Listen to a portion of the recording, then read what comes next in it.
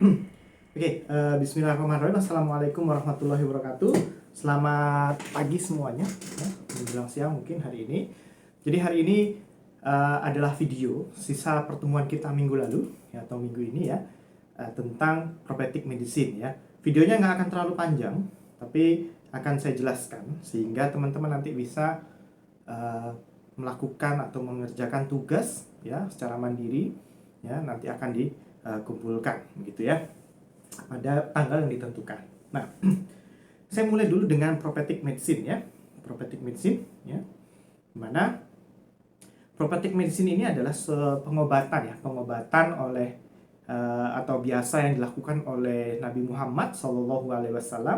Di dalamnya itu termasuk tanaman ya, bahan makanan atau rempah-rempah yang mungkin digunakan ya, terus dimakan, dikonsumsi ya, memberikan baik itu efek kesehatan atau memelihara kesehatan sampai mengobati ya. Nah, ini biasanya pengobatan ini diriwayatkan pada hadis dan yang sahih dan juga ayat-ayat Al-Qur'an. Nah, ini yang pertama, bahwa nanti teman-teman ya diminta untuk mencari dulu ya tanaman-tanaman yang ada di hadis dan di Al-Qur'an. Nah, yang kemudian lakukan pencarian pembuktian ya, carian pembuktian baik itu secara in vitro, secara in vivo maupun klinis. Jadi teman-teman bisa memilih ya, tidak harus tiga-tiganya ya. Sudah diuji klinis atau in vitro, in vivo gitu ya, boleh ya. Seperti itu. Nah, pada kali ini saya akan memberikan contoh artikel yang bisa digunakan gitu ya.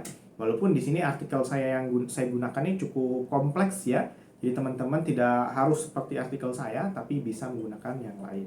Nah, di sini adalah tentang review artikel tentang prophetic medicine ya, seperti sebuah potensi functional food ya, element in intervention of cancer ya. Di sebuah review ya, ini dilakukan oleh dari Arab Saudi, kemudian Malaysia ya. Nah, ini ada tanaman-tanamannya. Kita tidak akan membahas secara kompleks sampai akhir ya. Ini akan saya ambil beberapa saja. Yang pertama ada black cumin ya, ada growth, ada ginger ya, ada lemongrass, honey, olive oil, sampai pada zam-zam, air zam-zam ya. Nah, bagaimana cara membahasnya gitu ya. Nah, kita bisa lihat ya, kita pindah ke artikelnya. Oke, kita pindah ke artikelnya. Nah, pada artikel ini kalian dapat membaca ya. Kita dapat membaca yang pertama ini adalah black cumin ya, atau yang biasa dikenal sebagai habatus saudah ya, habatul saudah ya, di Arabic or black cumin ya.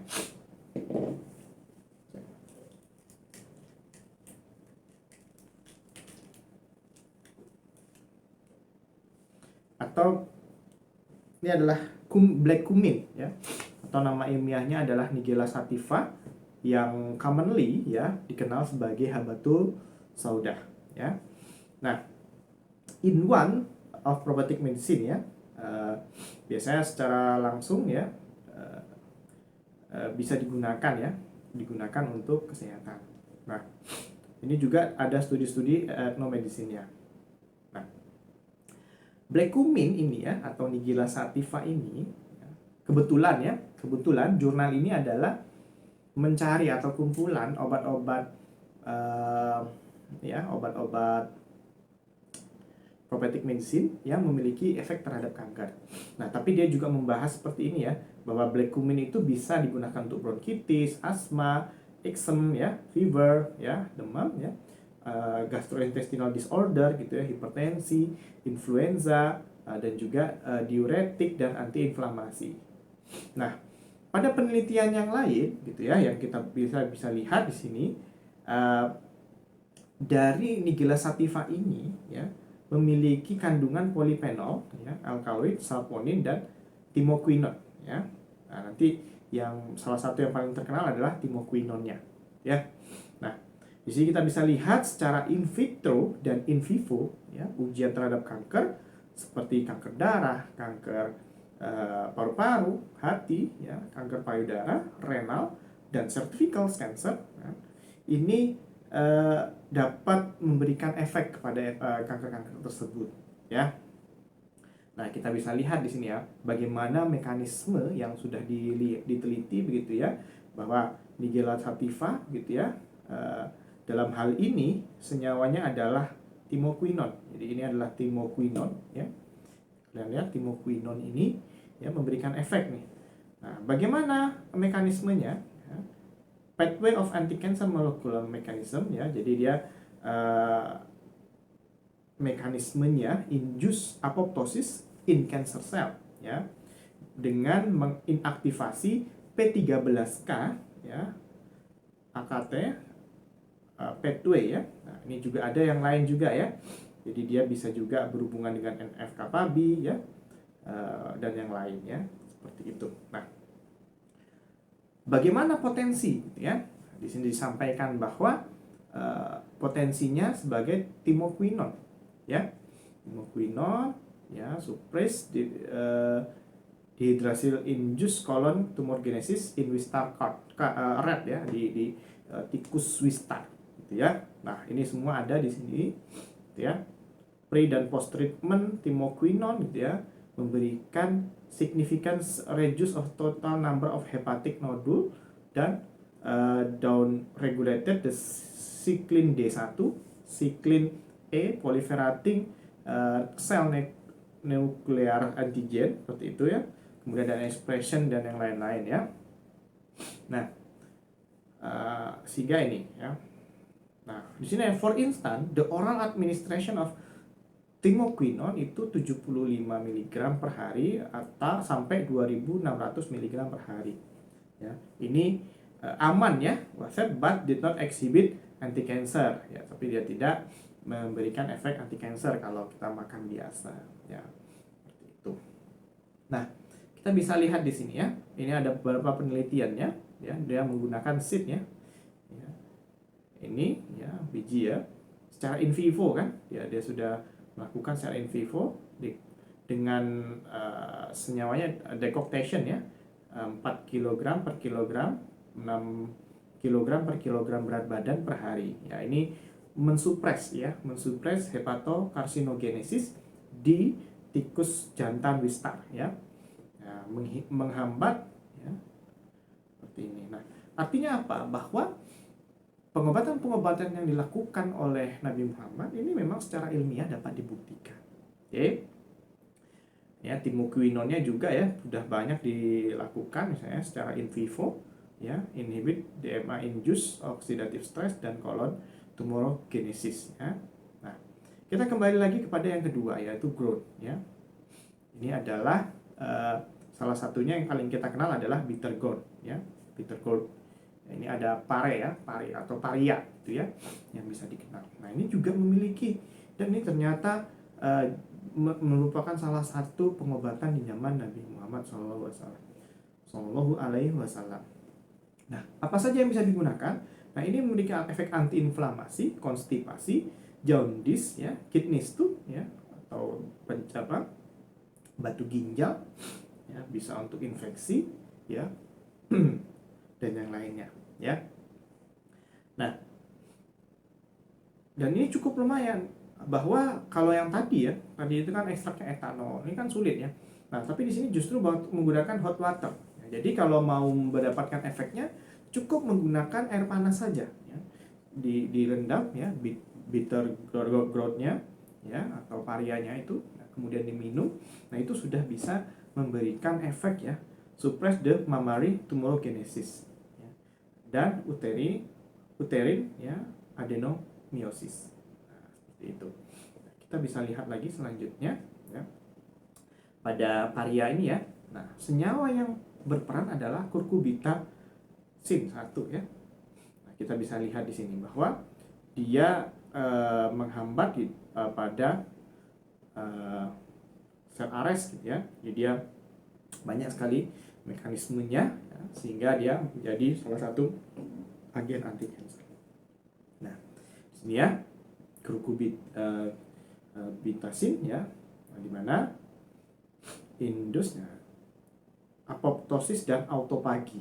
Ini yang melakukan aktivitas atau mekanisme anti-kansernya dengan cara apoptosis dan autophagy. Nah, Kemudian ada yang ketiga adalah ginger, atau ini paling kita kenal ya, bahwa gingernya adalah jahe ya, dengan nama ilmiah Zingiber officinale ya, bahwa dikatakan bahwa jahe ini adalah salah satu minuman di surga ya. Nah ini menjadi menarik gitu ya.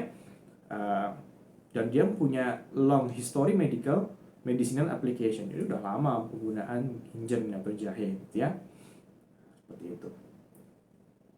Kita langsung saja menuju nah ini ya, bahwa penggunaannya misalnya ini ya dengan hot water saja gitu ya. Kalau yang cucurbita ya, seperti itu. Jadi udah cukup nih cucurbita. Kemudian kalau nah, ini agak bingung ya artikelnya, kadang-kadang lompat-lompat begitu ya. Nah ini berhubungan dengan ginger ya, atau tadi ya jahe. Nah dia mempunyai 6 gingerol ya, 8 gingerol ya, bedanya cuma di sini ya, ini ada 10 gingerol. Nah ini juga bedanya hanya di sini ya, 6 sama 10. Nah ini dia memiliki berbagai macam mekanisme dari siklin ya, masuk pada sampai pada apoptosis, kemudian terjadilah penghambatan itu ya, dimana ini pathway-nya ya, kita bisa lihat apoptosis, suppression of inflammatory, dan autosis. Jadi dapat mengobati atau setidaknya dapat memelihara dalam mencegah kanker. Nah kemudian selanjutnya ada lemongrass ya, lemongrass ini ya, lemongrass ya, ini juga banyak digunakan sebagai etnomedicine dan juga menjadi salah satu obat di zaman Nabi Muhammad SAW. Nah di sini digunakan untuk diabetes, digestive disorder, cancer, fever, dan inflamasi. Jadi dapat digunakan itu. Nah ini untuk lanjut dulu ya. Nah untuk ini ya, senyawanya adalah citral ya. Citral ini dapat memberikan efek tadi ya sebagai anti kanker gitu ya, dari lemongrassnya.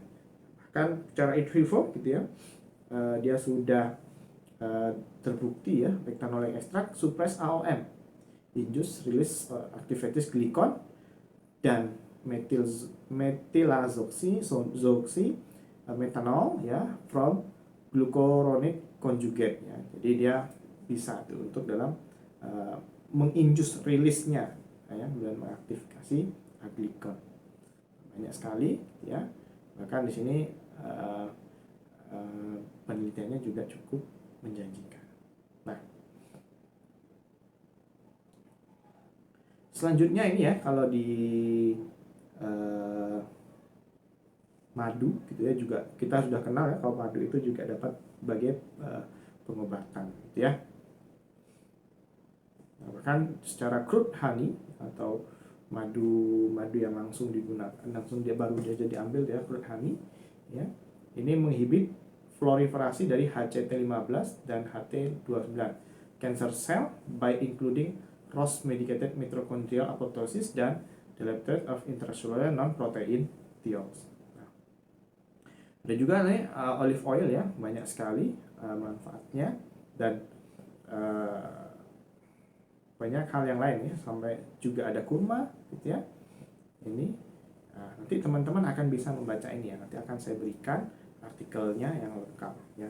Jadi saya berharap gitu ya, jadi saya berharap teman-teman nanti akan mencari ya, tanaman apa saja gitu kan, tanaman apa saja, bikin tabel gitu ya, tabel dan penjelasan ya, tabelnya tentang tanamannya A ya, ada di Al-Quran atau Al-Hadis ya, kemudian artikelnya apa, nah di situ dikatakan memiliki aktivitas sebagai apa. Nah yang paling baik adalah sekalian dengan dosisnya, misal tadi itu kan ya, per kilogram berat badannya berapa gitu ya, sehingga nanti kita tahu menggunakannya seperti apa, misal ya bisa dipakai air panas atau bagaimana, itu jauh lebih jelas gitu ya. Nah sehingga ini nanti menjadi suatu tambahan pengetahuan bagi teman-teman sekalian ya, tentang bagaimana pengobatan di zaman Nabi Muhammad SAW atau yang digunakan oleh Nabi Muhammad itu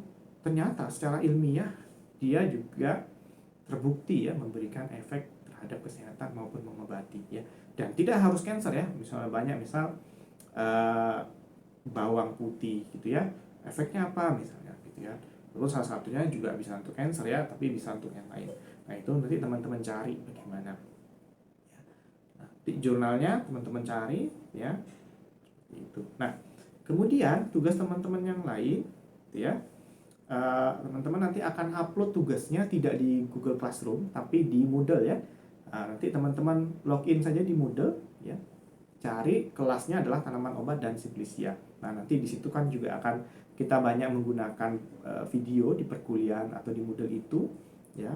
Jadi teman-teman akan lebih banyak pengayaan ya. Jadi lebih kaya lah dalam pembelajaran ya. Selain di kelas nanti ada pengayaan di Moodle-nya gitu ya.